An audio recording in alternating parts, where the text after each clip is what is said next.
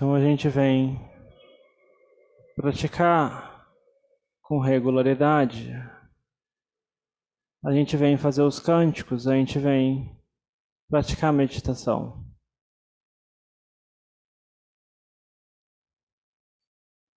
Tudo isso é meritório, eleva a mente, traz brilho para a mente. A gente busca cultivar a virtude na nossa vida diária, tendo 5 preceitos básicos como a nossa fundação.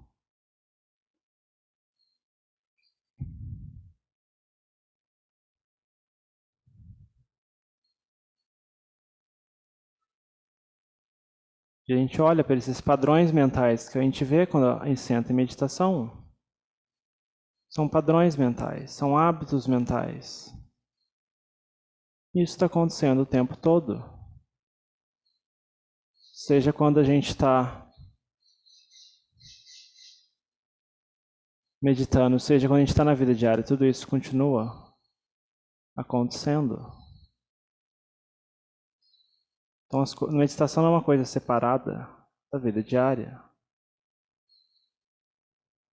A meditação formal é mais um campo de treinamento para a gente preparar para o campo de batalha da vida diária. Um campo de treinamento militar antes da gente entrar no campo de guerra.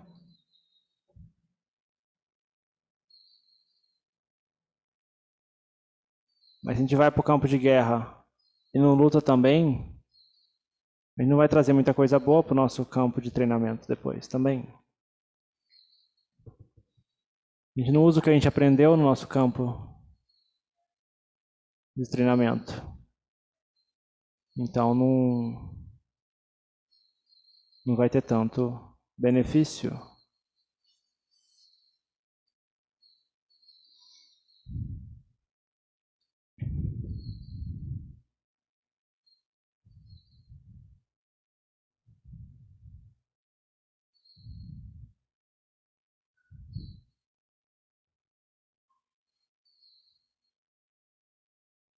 Um assunto importante para a gente olhar. Quando a mente está mais pacífica, tal como depois de tantas rodadas de cânticos, tantos minutos de meditação, é esse corpo.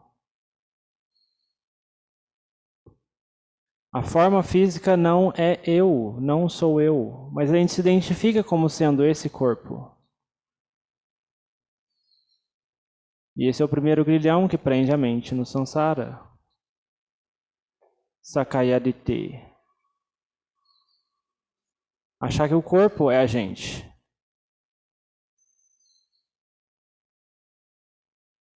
Identificar-se com esse corpo.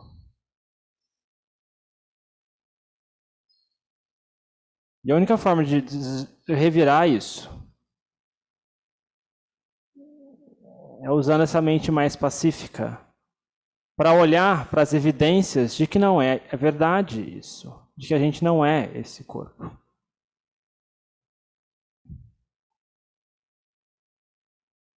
A gente usa essa mente mais pacífica para perguntar o que entra nesse corpo todo dia para manter ele funcionando para o próximo dia. O que tem que entrar nesse corpo para ele continuar funcionando por mais um dia?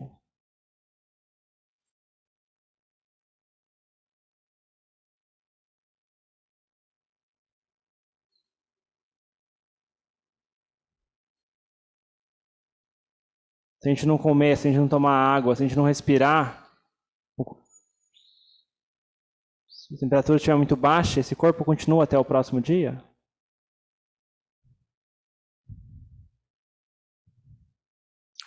E essas coisas que entram no corpo, elas vêm de onde?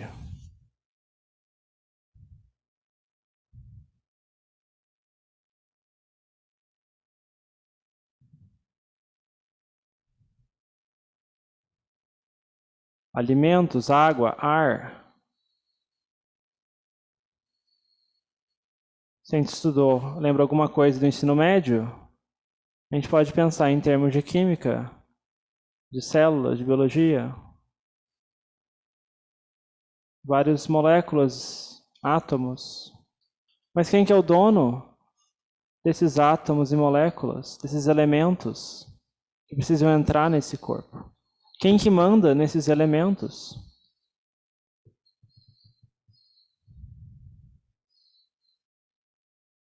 Nossa mente manda em algum desses elementos fora do nosso corpo? A gente compra um produto que estraga fora da geladeira. A gente deixa ele fora da geladeira. Mas a gente pensa que ele não estrague, que ele não estrague, que ele não estrague. Vai estragar ou não vai estragar?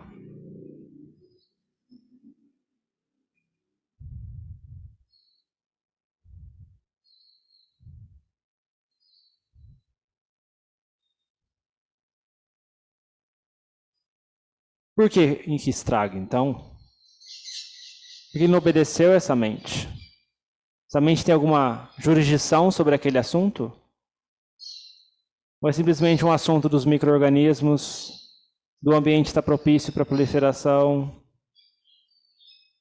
da natureza desses micro-organismos, das células, das moléculas, dos átomos? Quem que manda ali? O que manda ali? E depois que essas coisas entram no corpo, as regras mudam por acaso?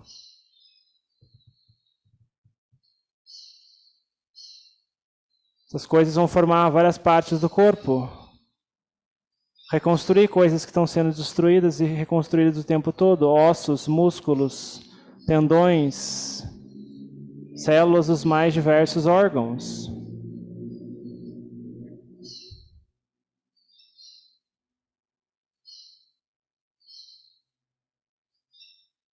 Mas essa mente tem alguma jurisdição nesse assunto? Se a gente tem a pele de uma certa forma, a gente pode simplesmente desejar que a minha pele seja de outra forma? Que minha pele volte a ser quando eu tinha 18 anos? Que eu não tenha espinhas, que eu não tenha isso, que eu não tenha aquilo? Isso funciona? Se a gente pensa, eu não quero ter espinhas, eu não quero ter espinhas, mas a gente tem a pele oleosa, a gente não lava o rosto, sei lá quantas vezes por dia. Vão surgir ou não vão surgir espinhas? A gente come comidas gordurosas. Então quem que manda nessa pele? A gente manda nessa pele, por acaso?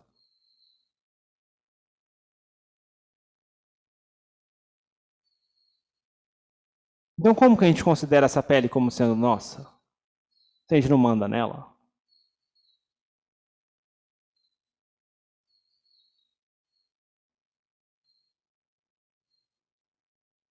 Cabelo? Que eu tenha mais cabelo, que eu tenha menos cabelo, que o meu cabelo não fique duro, que o meu cabelo não fique ondulado, que o meu cabelo não enrosque, que o meu cabelo isso e aquilo. Dá para fazer isso? Que o meu cabelo não fique branco, que o meu cabelo... Quem que manda nessas coisas? O que manda nessas coisas?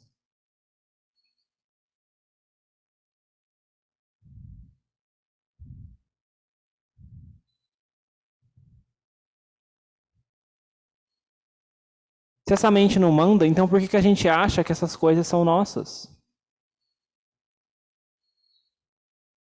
E depois fica se frustrando. Fica doente no final de semana. Eu não queria estar doente.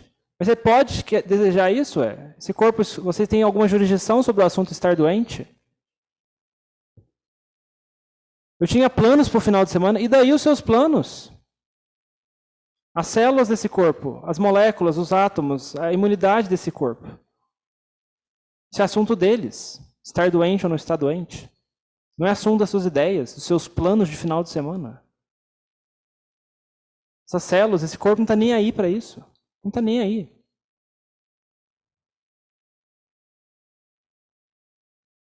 Mas a mente vai lá e cria problema com isso. Eu tinha planos, eu queria fazer isso, eu queria fazer aquilo.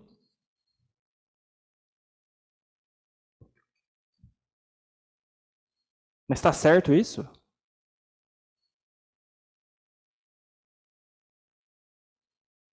É a mesma coisa que olhar para o céu.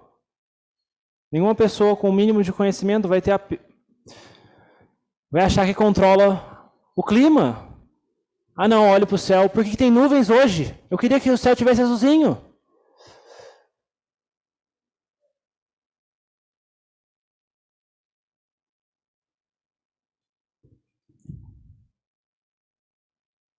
É a mesma coisa. O céu não é assunto nosso. Se alguém vai lá e pensa assim, a gente fala, nossa, pessoa é tola. E com esse corpo é diferente?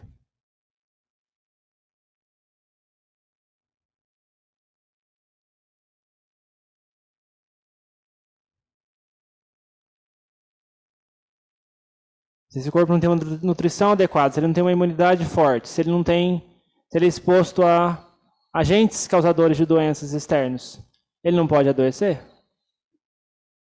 Isso é assunto desses elementos físicos do corpo. Não tem nada a ver com seus pensamentos, ideias, percepções sobre o assunto. Mas a mente deludida vai lá e pega esse corpo como sendo meu e cria problema com várias coisas.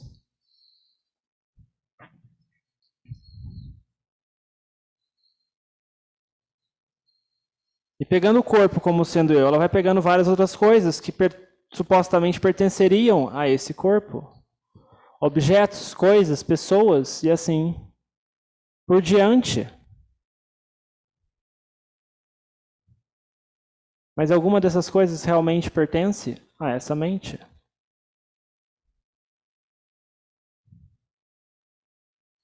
Então a gente tem que, para derrubar essa árvore, a gente tem que acertar na raiz.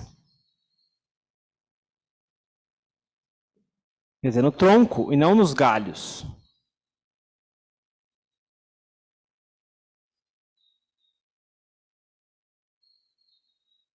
O budismo de Facebook é ficar desapegue-se disso, desapegue-se daquilo, mas esquece completamente do tronco, que é o corpo,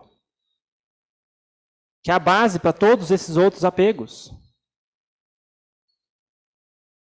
Tem que acertar aqui, tem que dar machadada aqui, tem que cutucar esse ponto, até a gente entender com clareza.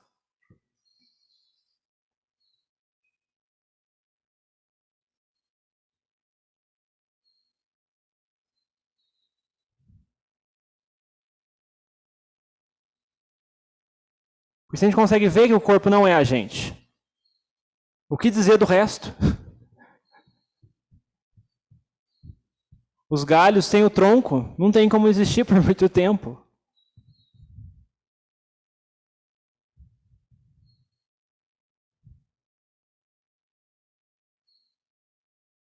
A gente corta um galho aqui e não ataca o tronco, vai lá e surge outro galho. Corta um galho aqui e surge outro galho. Ué, a gente está fazendo o quê? Não estamos resolvendo de fato o problema? Não está atacando a raiz do problema.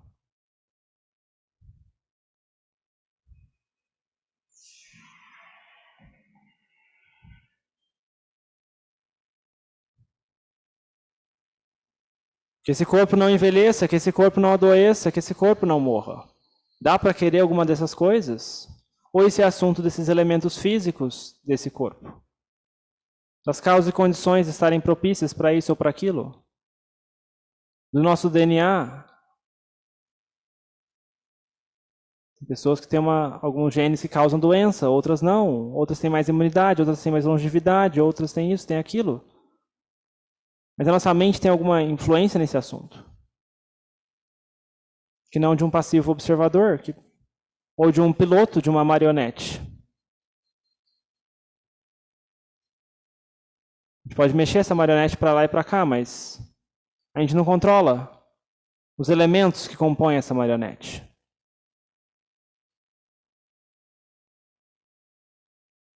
É como se fosse um robô que a gente pilota. Mas o robô em si é metal, é tecnologia. Quem manda nele é a tecnologia, é a física, é a química dos metais e a eletrônica. A gente não manda diretamente nele.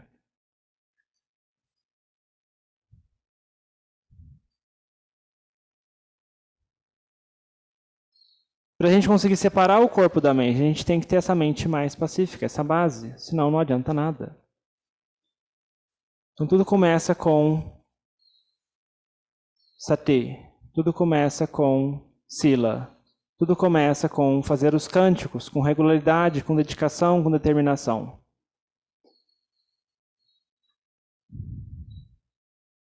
Não tem como pular degrau na escada.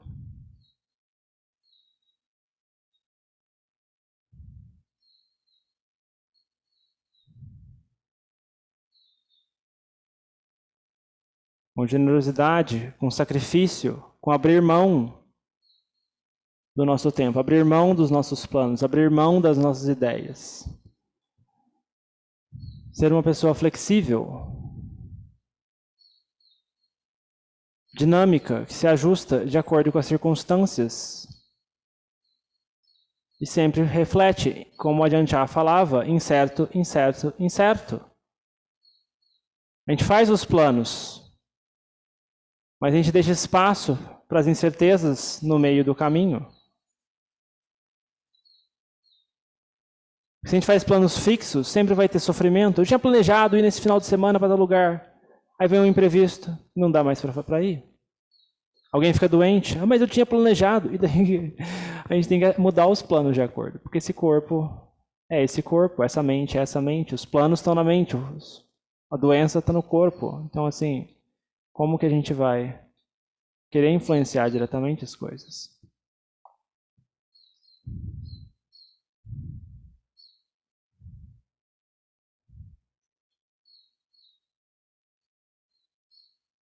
A gente tem que contemplar dessa forma, até a mente aceitar com profundidade.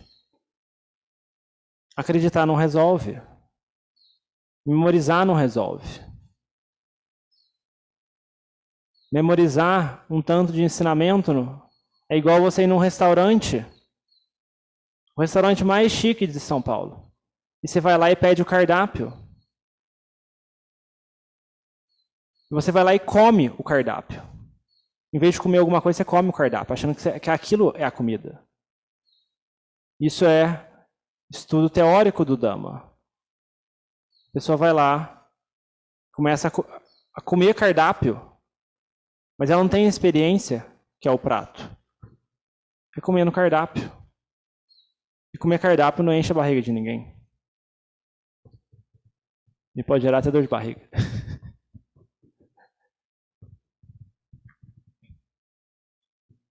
A prática, por outro lado, é bem simples. Você vê, putô.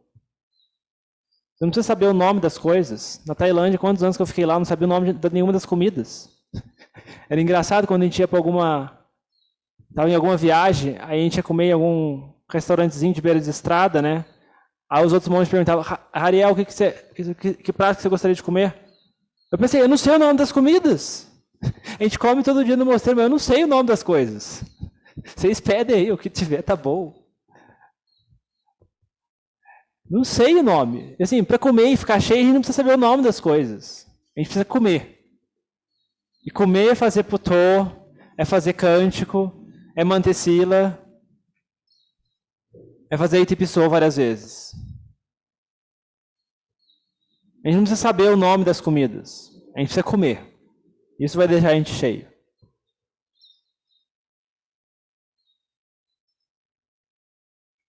Então que a gente tenha determinação em continuar indo no restaurante, mas pedindo prato e comendo, de fato. E não comendo, mordendo o cardápio. Aí, se alguém quiser perguntar, comentar alguma coisa, compartilhar, esse é o momento.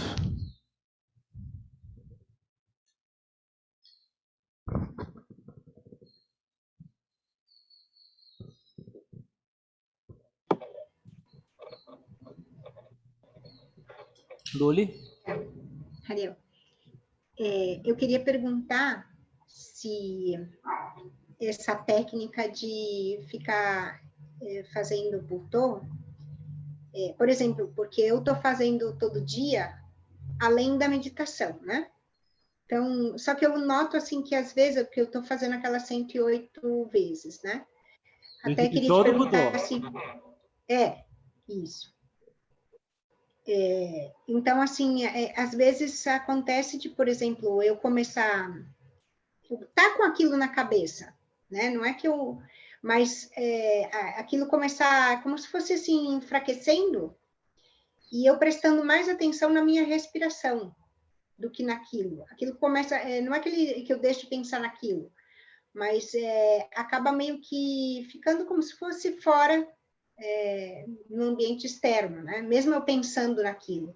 Então, acabo, às vezes, me conectando em certos momentos mais com a respiração, enquanto estou fazendo. E quando eu estou fazendo o Itipiçô também, acontece muito de eu estar prestando atenção e em certo momento eu não querer mais recitar, né, também. Eu acabar recitando sem pensar muito mentalmente, mas porque é como se fosse a respiração me puxando. Então, para mim é difícil, por exemplo, assim, às vezes eu tenho dificuldade, depois de muito tempo que eu estou, principalmente o Itipiçô também acontece isso, né? Eu estou fazendo isso, daí depois de muitas vezes que eu já estou fazendo, acabou que eu não consigo mais falar aquilo. Eu estou pensando, por exemplo, no Itipiçô, mas eu estou mais prestando atenção na respiração e no ritmo do que falando. Aí eu queria te perguntar se a gente deve nos forçar a falar, a recitar mesmo, assim, a sair o som mesmo daquilo que você está pensando. No caso do Itipiçô, né? Assim, tem duas possibilidades. Tem uma que é, assim, se a mente está saindo do Itipiçô, indo para a respiração, mas está ficando bem nítido e claro, energizante a respiração e tipo, tá claro, né? Tá bem clara a respiração. Então tudo bem, assim, a gente largar o Itipiçô. O Itipiçô é uma ferramenta. É uma ferramenta para a gente chegar num lugar. Se a gente chega num lugar, é que nem um barco para atravessar um rio. A gente chegou do outro lado, a gente pode largar o barco. A gente não precisa levar o barco na terra, né? Aí é burrice, Sim. né? Então, se a mente se pacificou com o Itipiçô, né? E tá ficando bem com a respiração, que a respiração é o nosso objeto base, e tá clara e nítida, tudo bem. Agora, se a mente sai do Itipiçô e cai num blur mental, que esse é o grande bueiro que muita gente cai, é uma respiração meio difusa, meio longínqua, é meio confuso, não é muito claro. A pessoa fala, geralmente reporta que tipo, não tem nenhum objeto. Ah, não. A mente está pacífica, mas não tem nenhum objeto na mente. Então, assim, isso não tá certo, entendeu? Isso é um bueiro, entendeu? É um bueiro muito errado que parece pacífico, mas não é apropriado. Mas se a respiração estiver clara, tudo bem de ficar com a respiração, né? Assim, eu acho que isso deve ser natural para quem usa a respiração como objeto. Agora, para o pessoal que usa Butô ou os cânticos como objeto, né? Talvez não tenha essa tendência, né? Então, assim, acho que, como eu falei, se a respiração estiver clara e nítida, tudo bem você parar de recitar o Itipiçô e ficar com a respiração, entendeu? Mesmo quando você estiver fazendo em grupo, né? A, o Itipiçô é uma ferramenta, né? O Adriano falava isso quando a gente fazia o Itipiçô, né? Tipo, a gente já fez 70 rodadas e a mente está pacífica, e a mente não quer mais recitar, tudo bem, a gente pode ficar desde que a mente esteja clara. Agora, se a mente está sonolenta, com preguiça, e está num blur mental, aí não tá certo. A gente tem que forçar a recitar, entendeu? Esse que é o critério. Tem que testar na nossa experiência. Mas enquanto, por exemplo, enquanto acontece isso, eu noto assim, quando eu tenho essa coisa de não querer mais recitar e ficar prestando atenção na respiração, eu noto que eu não paro de prestar atenção no que eu estou recitando mentalmente. Não é que eu paro de recitar mentalmente, não, fica até mais forte, mas eu não quero mais falar, porque Tudo eu bem, então tô, você pode... aquela recitação continua mentalmente, não é que ela para, ela continua, só que ela vai como se fosse assim um pouco mais para fora A e dentro periferia da fica mente, para a mais periferia a da mente. respiração. E ela acompanha, porque assim é difícil largar ela completamente, porque eu acho que principalmente no caso de Tripissot, me parece, né, não sei, que o ritmo dele da recitação vai muito bem com a respiração. Vai como junto, né? Parece que os acentos que tem é a hora que você respira para poder falar Assim, Nunca me reparei nisso parece. não, viu? Esse pessoal que observa a respiração tem uns insights diferentes aí, que eu nunca parei para observar. Não sei, vai ver que não é nada disso, por isso eu estou te perguntando, Não, não não, não, sei, não, me eu não tô parece. invalidando, tô dizendo que, tipo, é um ponto que, tipo, eu nunca olhei por esse lado, entendeu? É assim, é que eu não olho pra respiração, sabe? Então, assim, tem outras coisas que, tipo, é mais quem tem essa tendência de olhar pra respiração que vai notar, né? Porque se eu olhar pra respiração, é como se eu me olhasse num precipício que eu vou me jogar, entendeu? Que eu caio na sonolência, muito fácil. Então, assim, Não, mas é porque eu estou te perguntando, porque eu quero saber se eu devo cortar isso ou não, entendeu? você tem que fazer experimentos, assim. Mas, Uhum. assim, o critério que eu te passei, você Porque pode vai que eu estou utilizar, fazendo né? tudo errado, né?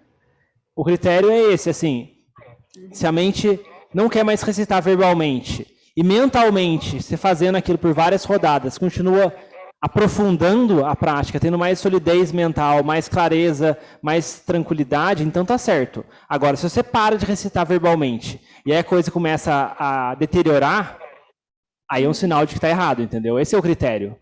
Então, assim, tem Tá. muita coisa na prática que não vai igualar na experiência de todo mundo. Por exemplo, eu não tive uma experiência igual a sua. Mas, por exemplo, a gente tem que usar os critérios básicos. Esses são os critérios básicos, né? Tipo, se a gente toma um certo rumo e a mente fica mais clara, mais nítida, mais energética, mais pacífica, tá certo. Agora, se a mente começa a descambar, deteriorar o estado, significa que está errado. Esse é o critério. Uhum. Tá. Obrigada. Nada. Fernando, Fabrício, Keila. Não, sem questionamento, obrigado. Nada. Alguém colocou no chat alguma coisa aqui?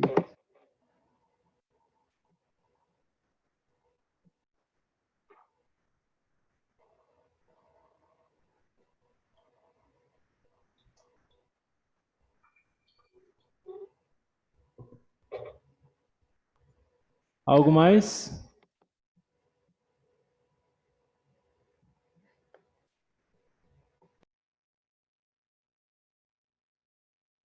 O pessoal tá quieto hoje, hein? Isso é bom. Significa que a mente está pacífica. Eu não queria falar demais.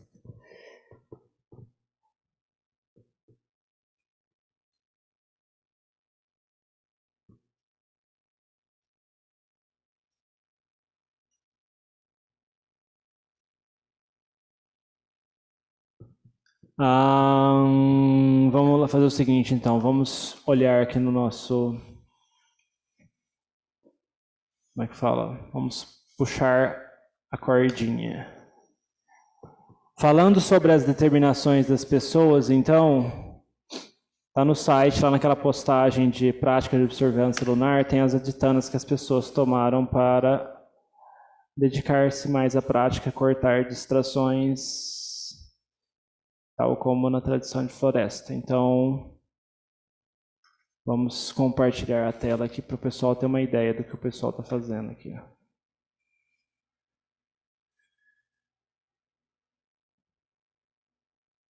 Socorro, cadê? Então tem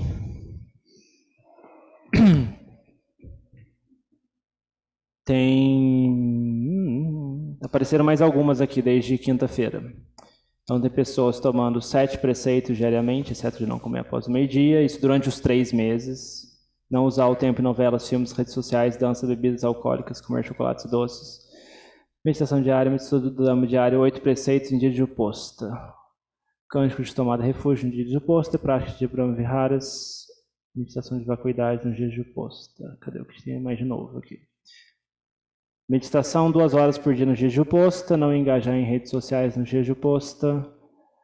Dia de oposta, não comer comida que gera um apego, chocolate, ficar mais em silêncio no dia de oposta, cântico do Karanimeta Sutta diariamente, contemplar os 4 elementos diariamente, ler um verso do Therigatha, que são os versos das monjas iluminadas diariamente. O que mais que apareceu de novo aqui? Acho que era isso, com relação ao dia anterior. Então, quem quiser fazer alguma outra aditana, quiser compartilhar com a gente, para colocar aqui no site, inspirar outras pessoas com outras práticas, que assim, tem certas coisas que a gente não... A gente vê outras pessoas fazendo, né? A gente se sente, nossa, mas eu não estou fazendo nada, as pessoas estão fazendo, eu também não estou fazendo, né? Então, assim, a gente se sente meio... É uma competitividade saudável, né? Então, assim...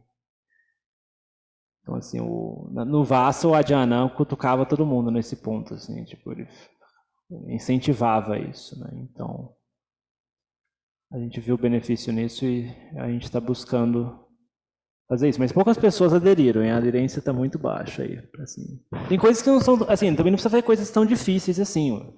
A pessoa pode colocar aqui, tipo, fazer meditação diária, você viu? Meditação diariamente. Ou fazer os 8 preceitos no dia de oposta. Vamos lá, gente. 8 preceitos no dia de oposta não é impossível. Tem coisas assim, pelo menos colocar alguma coisa. O pessoal depois dá uma pensada aí, manda no grupo ou manda no privado, que a gente dá uma colocada aqui, vai ser de benefício não só para a gente, né, mas para outras pessoas também, né. As pessoas, às vezes, a gente vendo outras pessoas mais dedicadas, a gente se compromete mais, né, a gente sente, opa, a diligência é uma coisa importante no caminho, né, então colocar regras, né, de limitações, né, ajudam a treinar a mente, pelo menos por períodos limitados que nem esse, né, 3 meses, né. Como é que fala? Já vai ser um treinamento a mais, para a gente ter mais tempo. Outra aditana simples, né, é vir nos dias de oposta, né, ouvir os dias de oposta estão marcados lá, né, tipo, a maior parte vai ser quinta, sexta, sábado, domingo, mas vai ter alguns na segunda, né. Então também é outra oportunidade, né, que nesses dias de oposta vão ter meditação das 6 às 9 da noite, a próxima é quinta-feira, né? Vai ter presencial e vai ter online, né? Aqui em São Paulo. Nas próximas 2 semanas, né? E aí, depois, no online, tem das 9 até a meia-noite.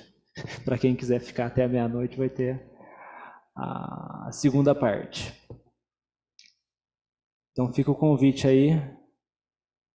E vamos encerrando por aqui. Aí, semana que vem, quem sabe eu fecho a minha boca um pouco e o Fabrício me dá umas férias aí para um final de semana, ele fala. O pessoal está cansado da minha voz já. Então é isso, bom final de semana, pessoal. Até a próxima.